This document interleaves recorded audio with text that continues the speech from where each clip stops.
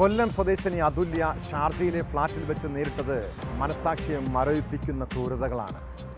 ഭർത്താവ് സതീഷ് യുവതിയെ മർദ്ദിക്കുന്ന വീഡിയോ ദൃശ്യങ്ങൾ സത്യം തുറന്നു പറയുന്നുണ്ട്. അതുല്യയുടെ ശരീരത്തിലെ 46 പാടുകളിൽ ചിലത് മരിക്കുന്നതിന് 24 മണിക്കൂർ മുൻപുണ്ടായതാണെന്നും കണ്ടെത്തിയിരുന്നു. ഇത്രയധികം തെളിവുകൾ കണ്ടതോടെയാണ് കോടതി പ്രതിയുടെ ജാമ്യം റദ്ദാക്കിയത്. കേസിൽ ഭർത്താവ് സതീഷിനെ കസ്റ്റഡിയിൽ വാങ്ങി ചോദ്യം ചെയ്യാൻ ഒരുങ്ങുകയാണ് ക്രൈംബ്രാഞ്ച്.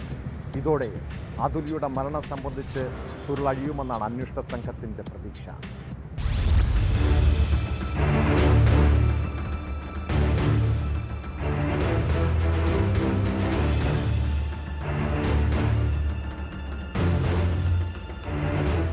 അതുല്യയെ ക്രൂരമായി മർദ്ദിക്കുന്നതിന്റെ വീഡിയോ ദൃശ്യങ്ങളും ഫോട്ടോസും പോലീസ് ശാസ്ത്രീയ പരിശോധനയ്ക്ക് അയച്ചിരുന്നു. പരിശോധനാ ഫലം കോടതിയിൽ വലിയ തെളിവായതോടെ സതീഷിന്റെ ജാമ്യം റദ്ദു ചെയ്തു.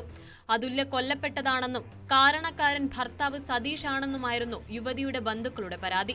ഇതുപ്രകാരം കൊലക്കുറ്റം ആരോപിച്ച് Chavara Thekkumbhagam police FIR register ചെയ്തതിൽ വീഴ്ച പറ്റിയെന്നും കോടതി കണ്ടെത്തിയിരുന്നു. അതേസമയം പ്രതിക്കെതിരെ ആത്മഹത്യാ പ്രേരണാ വകുപ്പുകൾ ചുമത്താത്തതിൽ കോടതി നിരാശ പ്രകടിപ്പിക്കുകയും ചെയ്തു.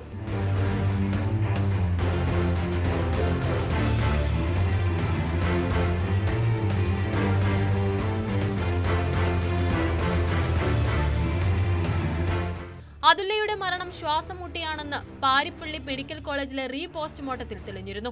അതുല്യയുടെ ശരീരത്തിലെ 46 പാടുകളിൽ ചിലത് മരിക്കുന്നതിന് 24 മണിക്കൂറിന് മുൻപുണ്ടായതാണെന്നും കണ്ടെത്തുകയുണ്ടായി. ജൂലൈ 19-നായിരുന്നു അതുല്യയെ ഷാർജയിലെ ഫ്ളാറ്റിൽ മരിച്ച നിലയിൽ കണ്ടത്.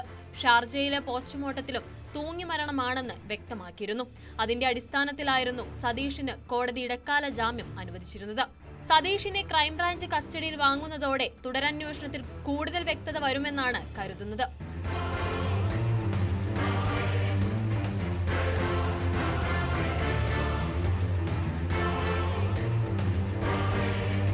ന്യൂസ് 18 കൊല്ലം.